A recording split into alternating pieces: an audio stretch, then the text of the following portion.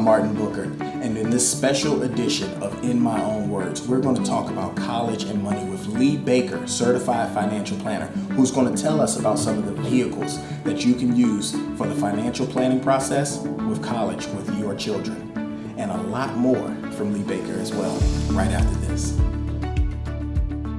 Welcome to In Your Own Words. We have a special edition here talking about college and finances. My name is Martin Booker, and I'm here with Lee Baker, certified financial planner. So you've been talking about finances, working with families on their finances for years. Absolutely. That's awesome. That's just good to hear. I'd love to know when it comes to families and finances and college specifically, as a financial planner, what's something that we need to know? Just give us maybe one thing that we should know about financial planning and college savings or preparing. The biggest thing I'd like people to know is that the sooner you begin to have those conversations, the easier the outcomes are, right? So if you don't start to think about or have conversations around finances and college in general until, hey, the child's in the 11th grade or something like that, you've missed some opportunities. But if you can begin to have those discussions, including the child, including the family in total, if it's going to take visits, you've got an older child, make sure the younger child goes on the visit so that they can begin to see themselves on campus as well, just like their older brother or older sister. But have those conversations sooner rather than later, so that you give yourself the best opportunity to make adjustments. Talk to other parents, learn about tricks and where you can find scholarships and just different things to help you be able to get your child over that hump and successfully to and through college. I like that, to and through college. To and through. Okay.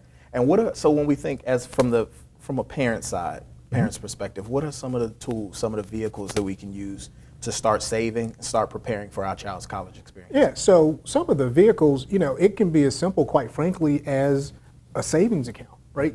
You need to begin to create a habit. I would get the children involved in it early on. So, hey, if you're putting $100 per pay period into a savings account, hey, let the child know. Have them do something. So if they're doing some chores, if it's a summer job, whatever, have them make a contribution as well. Now, there are tools that are specially dedicated to helping finance college. So if it's a 529 plan or an educational IRA, it was formerly called the Coverdell, those things have special tax benefits so that, hey, if you have the capacity and the timeline to say, hey, listen, you know what, baby, we just found out we're pregnant. You know what, let's open up that 529 and start putting money in there right away, because what the investment markets allow you to do over the course of an 18-year period can be incredible. And so that $100 won't hurt you at day one the way $500 or $1,000 will hurt you if you wait until they're 15, 16, 17 years old. So give yourself that opportunity to make your life easier so that you can help your children a little better. Okay, so you're saying with a vehicle like a 529, I get to put my money in, but then that money's also invested to allow some growth. I get to send my money to work. Absolutely, you get to put your money to work for you. One definition of wealth that I heard a long time ago, and I don't quite remember who said it, but when I'm wealthy, my money is making me money while I'm asleep, right? Okay. And so doing that sort of investing allows you to continue to grow and develop even when your eyes are shut and you're regenerating. Nice, okay. And I heard you say something a second ago. You said capacity. Yeah. So when we think about a parent, and I'm sure you have this conversation when you're planning with a family. Now, when we think about retirement savings, I got to prepare for my retirement. Absolutely. But then also, I may have the desire to pay for my child's college. What does that conversation typically look like? So there are times when that conversation can be difficult. And so, I recall one occasion where I wrote an article, I can't remember if it was for the Wall Street Journal or Forbes, but came back and read in the comment section. It's a mistake, in my opinion, to ignore your retirement for the benefit of that child's college education, okay? We know the child and you can get a loan to pay for college. where are you going to get a loan to pay for retirement? You can't walk into Wells Fargo, Bank of America and say, hey, you know what? I didn't save any money for retirement. I need you to give me a loan that I can live on in retirement. Well, what you going to do to pay it back? It's not going to happen. So again, yes, I totally understand that desire to provide for your child's education. But if you have to make a choice and it is simply an either or, you want to err on funding your retirement, but look at ways that you can help that child. I mean, we love our children. You know, we want to help them as best we can. But some of that might be looking at the landscape fully. You know, maybe it's, hey, you know what? You got to stay here, go to a community college, right? Stay at home. Because if you look at the cost of college now, oftentimes room and board is significantly more expensive than tuition, right? So if you can take that off your plate for a year or 2 years, great. Working during the summer, looking for opportunities to work on campus, you know, be an RA or something in the dorms. There are ways to chip away at the cost of education, but it takes some work and dedication. That makes sense. That makes a lot of sense. What are you seeing as far as older adults going back to school, deciding to enroll in school? Are they coming to you to have those conversations? So it's interesting. One of the conversations I had, a good friend of mine is Mama Pat. She's a member of our church. She went back to school, and so a lot of seniors, you can go back to school at no cost, right? So you're talking about somebody 60, 70 years old going to college, and she graduated. She actually pulled me to the side at church and was like, hey, listen, I got a homework assignment or a project I need your help on. So it really wasn't about financing the education, and that was really fun to me. But in a lot of states, if you're a senior and you older adult and you want to go back to college, there's a lot of programs that you can go back and get an education at no cost. Now, if you're in a situation where, hey, you are going to have to pay for it to get that degree, the rules are really no different than if you're that 18, 19-year-old getting ready to go off for college. You want to look around, see what the resources are available to you to fund that education. Another thing that I think in some generations was missed, right? And I don't want to minimize any degree program, but I think we really need to have honest discussions with our children, with our loved ones, about what you think reality may look like on the other side of that degree. Because it's not just enough anymore to simply get to college, you've got a degree, and then somebody's going to give you a job, right?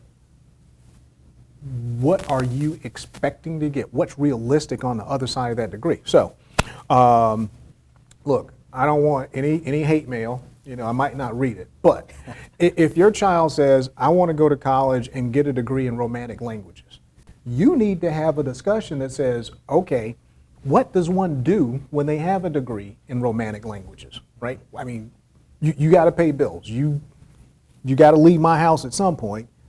What will that help you do? Because you want to become a productive citizen. So have those discussions, what's realistic, and to the extent that you can, if there's somebody in that field, try to arrange to have the child and you, as the adult, have conversations with people in that field. So if you've got a child that says, hey, I want to be an engineer, try to find somebody that's in the field of engineering or medicine or business, finance, whatever the case might be. Okay. Now give us just a little peek into what did the conversations look like in the Baker household, as you know, as the children were growing up and preparing for college. What did the conversations look like with your spouse about college, and what did it look like as they were going through college? So the conversations in our house at times were a bit comical, but they were to the point. You know, again, one of the comments that I made earlier is, listen. This is what your mother and I did. You know, we went to school, both went to PWIs, and part of it is we're not going to tell you what you have to do, right? You may not follow your mother into accounting. You may not follow me into finance. That's fine. We need you to have open discussions with us to tell us what it is that you're interested in doing so that we can support you. Now, you need to understand, her money and my money is not your money, right? So we're going to support you, but just because I got it, because she got it, don't mean you've got full access to it, right? So there was one point where, and again, for people that are watching, make sure that you pay your taxes, okay? Because this thing called FAFSA is going to come along, right? And so our children really didn't know how much we made, right? I mean, we'd go on vacation, they knew the lights wasn't off or anything like that. And so our oldest daughter was there with me at the accountant's office one year when we were doing the taxes, because you had to get taxes done so we can fill out the FAFSA. And she went, "Oh, I didn't know you made that much money." It's kind of like, okay, that's fine, but don't you mistake that and think that that means you get to do what you want to do, because it's like, well, why do I have to get a new to me car, right? Why can't I get, you don't have to get a car, period, right? So let's understand those things. And so sometimes the conversations could get a little comical, but they're pretty direct. And what my wife and I tried to do was make it fruitful. And we've got kind of a, the people talk about having the village. We told a lot of people, listen, if you're in our children's lives, we're okay with you having those conversations with them. And one of the funniest stories, we're at church, and a guy comes up to me, Donovan, says, "Hey man, I hear you loaded." I was like, "Bruh, I don't know who lied to you. I don't know what building fund we're talking about doing now. They lied." He's like, "No, I got it from a really good source. It's inside the house."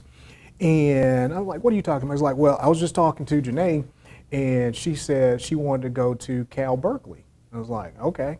And I looked at her and said, "Well, how much does that cost?" And she said, "I don't know. That's my daddy's problem." I went, "Okay, now we got to have some other conversation." So that conversation, which I think occurred when she was 12, was, okay, let's get a little more focused and get real specific about kind of boxing in and understanding, look, I'm not about to come up with 80 grand for you to go to Cal Berkeley, right? So, but we had all kinds of conversations, and some of them were comical.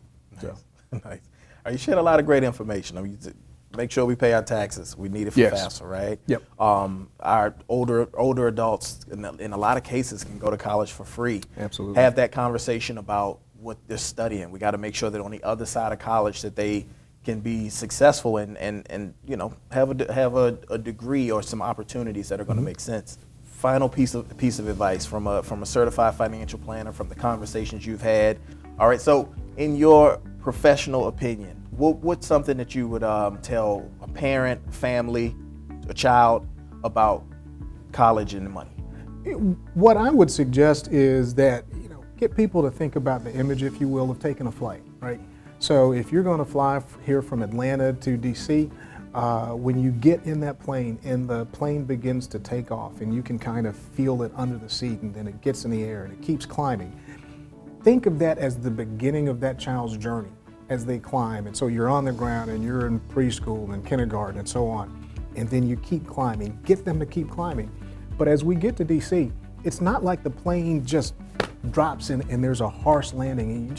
It slowly begins to descend, and there's a glide path, so that we want to encourage them to get through the process. Because even with the finances, if you save money, you get here and it peaks, you start pulling money out to pay things, and you want to make sure that there's enough to get through to a safe landing on the other side. Amazing example. Thank you, Lee Baker, certified financial planner. We really appreciate your time. Thank you for joining us for this edition of In Your Own Words.